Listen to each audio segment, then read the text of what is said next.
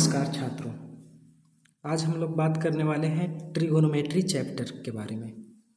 जो भी छात्र 2026 में बोर्ड एग्ज़ाम देने वाले हैं उनके लिए ये चैप्टर बेहद ही महत्वपूर्ण होता है। अच्छा खासा मार्क्स दिला के जाता है आपको एग्ज़ाम हॉल में।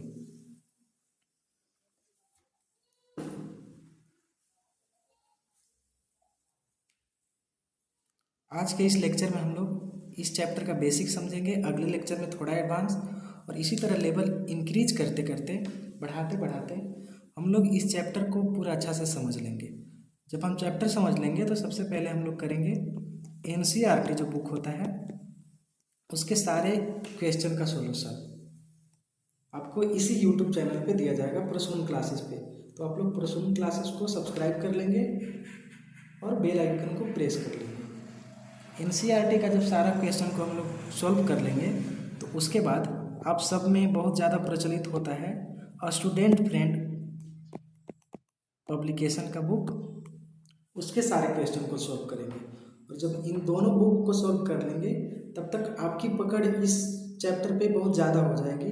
तो हम लोग करेंगे बिहार बोर्ड ने अब तक जितना भी क्वेश्चन पूछा है पिछला 5 साल 8 साल में इस चैप्टर से, तो उसका सारा सॉल्यूशन हम लोग करेंगे।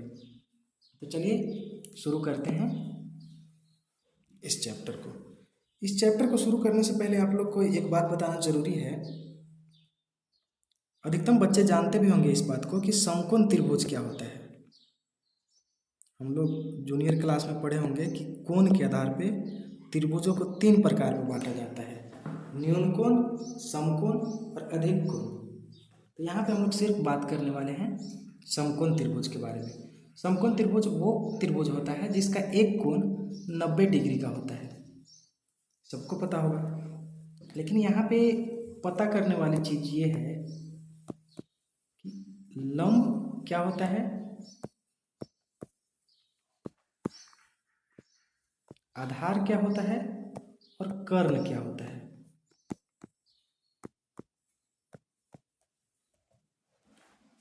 देखिए, जब हम त्रिकोणमिति की बात करते हैं तो उसमें आता है sine theta, cos theta, tan theta, cosec theta, sec theta और कॉट थीटा। यहाँ पे थीटा क्या होता है, ये जो थीटा है ये क्या होता है, ये होता है एक कोण। ठीक है, यदि इस त्रिभुज में हम थीटा के जगह पे साइन सी लिखते हैं यानी कि हम इस वाले एंगल की बात कर रहे हैं। और जब हम इस वाले एंगल की बात करेंगे, कोण सी की बात करेंगे, तो इसके सामने वाली जो भुजा होगी वो भुजा कहलाएगी लंब। समझ गए?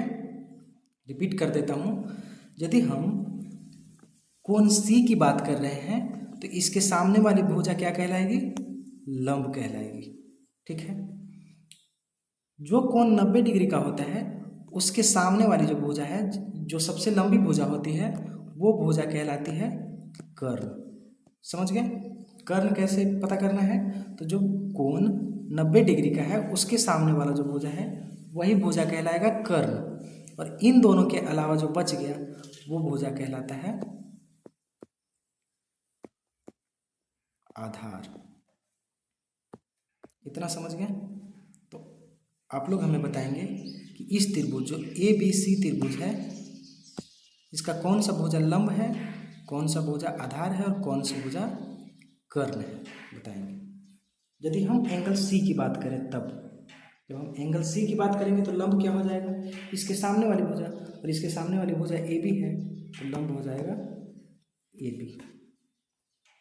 इसमें 90 डिग्री कौन सा कोण है, 90 डिग्री कौन है, कोण बी। तो कोण बी के सामने वाले भुजा जो ए सी है वो हो जाएगा कर्ण, और एक भुजा बच गया ये वाला बी सी हो जाएगा आधार। ठीक है, तो आप लोग त्रिभुज में ये पता करना जान चुके हैं कि कौन सी भुजा लंब होती है, कौन सी भुजा आधार होती है और कौन सी भुजा कर्ण होती है। अब ध्यान से सुनेंगे।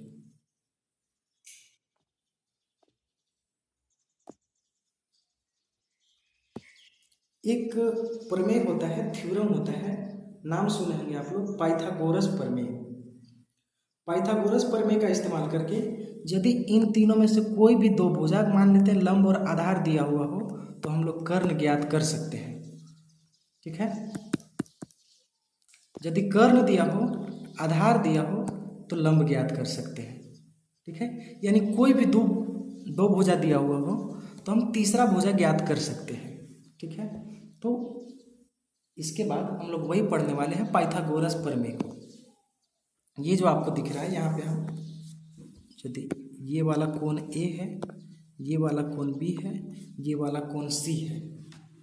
ठीक है, इसमें लंब क्या हो जाएगा, लंब हो जाएगा ए बी। जब हम सी की बात करेंगे, सी एंगल के माध्यम से यदि हम देखें तो ए बी जो है लंब हो जाएगा, बी सी जो है आधार हो जाएगा, और ए सी जो है वो हो जाएगा कर्ण। तो ये पाइथागोरस प्रमेय कहता है कि जब हम लंब का स्क्वायर करते हैं, वर्ग करते हैं, और उसमें जोड़ देते हैं आधार के स्क्वायर को, तो जो रिजल्ट आता है, जो परिणाम आता है, वो हमेशा बराबर होता है कर्ण के स्क्वायर के बराबर।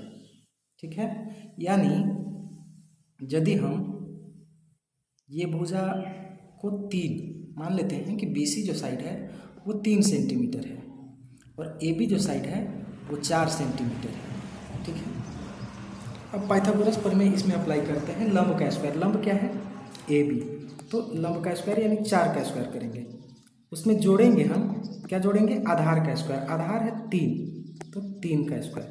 अब देखते हैं ये क्या होता है, तो 4 का स्क्वायर होता है 16, 3 का स्क्वायर होता है 9, दोनों को जोड़ेंगे तो 25 आ गया। 25 किसका स्क्वायर होता है, 5 का, यानी कि ये जो है कर्ण का स्क्वायर है, तो कर्ण का वैल्यू आ गया हमारा 5 सेंटीमीटर। इसी तरह से हम ज्ञात कर सकते हैं, कोई भी दो भुजा दिया हो, यहीं पे हम लोग देखें कि हमें आधार पता था 3 सेंटीमीटर है, लंब पता था 4 सेंटीमीटर है, तो हमने ज्ञात कर लिया कर्ण। आगे हम लोग देखते हैं, अभी हम लोग पाइथागोरस प्रमेय में क्या पढ़े, रुक जाइए यार। अभी हम लोग पढ़े कि जब हम लंब का स्क्वायर करते हैं, उसमें जोड़ देते हैं आधार के स्क्वायर को, तो जो परिणाम आता है वो होता है कर्ण के स्क्वायर। पिछली स्लाइड में एक चीज़ समझाना भूल गया मैं, लंब का इंग्लिश होता है परपेंडिकुलर, और इसी के पहला अक्षर से इसे हम लोग सूचित करते हैं, यानी कि लंब को P से सूचित किया जाता है। आधार का अंग्रेजी होता है, इंग्लिश होता है बेस, और बेस का पहला अक्षर B से हम सूचित करते हैं आधार को। कर्ण का इंग्लिश होता है हाइपोटेनियस, हाइपोटेनियस का पहला अक्षर H, इससे हम लोग डिनोट करते हैं कर्ण को।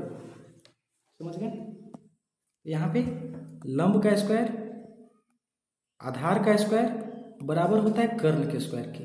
अब आप लोग बचपन में पढ़े होंगे कि यदि 3x + 4 = 12 हो, तो इसको सोल्व करने के लिए क्या करते थे, ये 4 प्लस में है, उधर ले जाते थे तो माइनस में हो जाता था। ये 3 इधर गुना में है, उधर ले जाते थे तो भाग में हो जाता था। उसी का इस्तेमाल करके आगे हम लोग यहाँ पे, जैसे यहाँ पे P का स्क्वायर करेंगे और B को हमें उस साइड ले जाना है, तो H तो ऑलरेडी पहले से ही उस साइड है, B को उधर ले जाएंगे तो माइनस का हो जाएगा। अब यहाँ पे ये स्क्वायर है, स्क्वायर जब दूसरी साइड जाता है, बराबर के साइन के दूसरे साइड जाता है, तो वो रूट में हो जाता है, यानी कि ये रूट में हो जाएगा H² माइनस B²।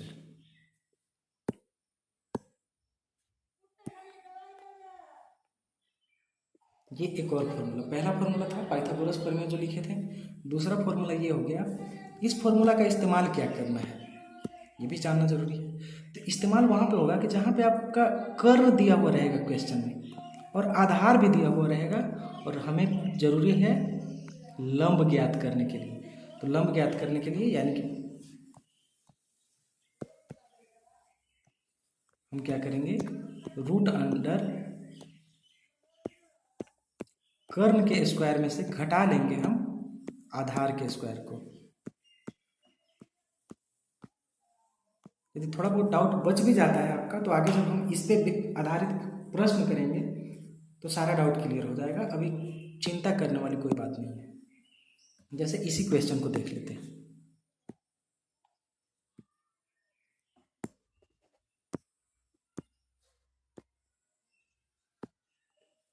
इस क्वेश्चन में कहा गया है कि ए बी 4 है और बी सी 3 है। आप हमें बताइए, ये 90 डिग्री के इसके सामने वाला जो भुजा है 90 डिग्री की सामने वाला, वो तो कर्ण होता है। ए बी जो साइड है वो क्या होगा, लंब होगा, और बी सी क्या होगा, आधार। ये चीज़ तो आप लोग भली भांति समझ चुके हैं। अभी यदि याद न भी आ रहा होगा तो क्लास खत्म होने के बाद रिवीजन कर लीजिएगा, सब कुछ क्लियर हो जाएगा।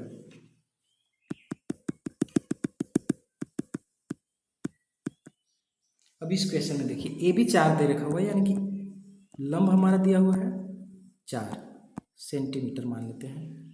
आधार यानी कि बी दिया हुआ है 3 सेंटीमीटर। ठीक है, हमें चाहिए ए सी। ये ए बी लंब है, बी सी आधार है, हमें चाहिए ए सी यानी कि चाहिए एज, जो कि नहीं पता है, इसे ज्ञात करेंगे। तो हम लोग लिखेंगे यहाँ पे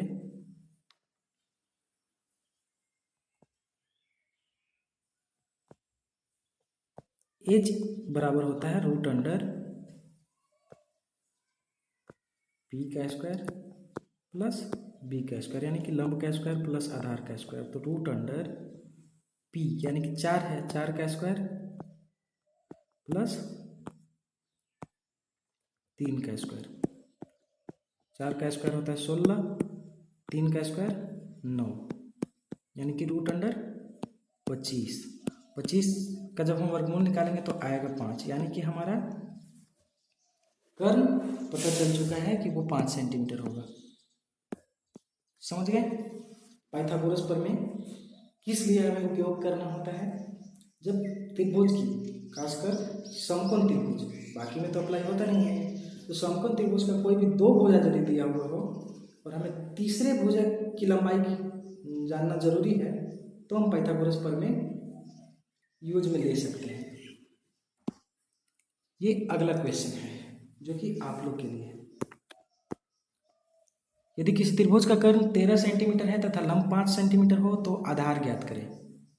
पाइथागोरस का प्रमेय उपयोग करके और आप लोग आधार ज्ञात करेंगे इस त्रिभुज का।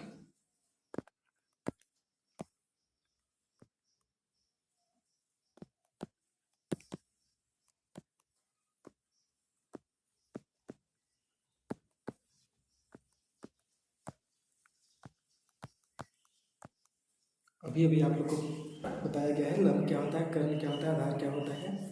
याद नहीं होगा अच्छा से, इसके लिए लिख दिए हैं, स्क्रीन पे दिख रहा है आपको कौन सी भुजा लंब है, कौन सी भुजा आधार है तथा कौन सी भुजा कर्ण है। ये आप लोग बना लेंगे। अब अगला टॉपिक है त्रिकोणमितीय अनुपात, ट्रिगोनोमेट्रिकल रेशियो। इसके बारे में हम लोग कल बात करेंगे। ठीक है, तो आप लोग को करना क्या है,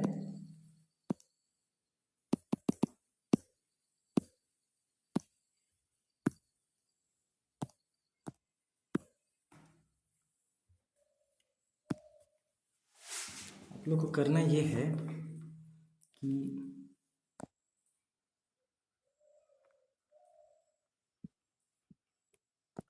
हमारा व्हाट्सएप नंबर है,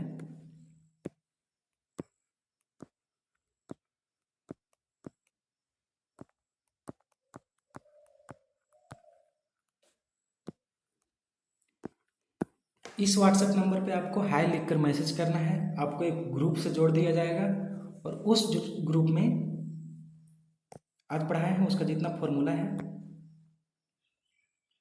वो दे दिया जाएगा। आपको होमवर्क उसी ग्रुप में दिया जाएगा, तो इस पे हाय लिखकर भेज दें।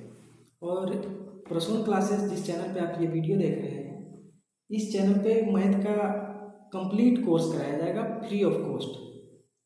ठीक है, तो यदि आप चाहते हैं 90 से ज़्यादा मार्क्स मैथ में लेके आए और लाया जा सकता है, बहुत इजीली लाया जा सकता है, आसानी से लाया जा सकता है, तो आप लोग भी यदि ऐसा करना चाहते हैं तो इस चैनल को सब्सक्राइब कर लें, बेल आइकन को दबा दें ताकि आने वाला जितना भी वीडियो होगा उसका नोटिफिकेशन आप तक पहुंच जाए।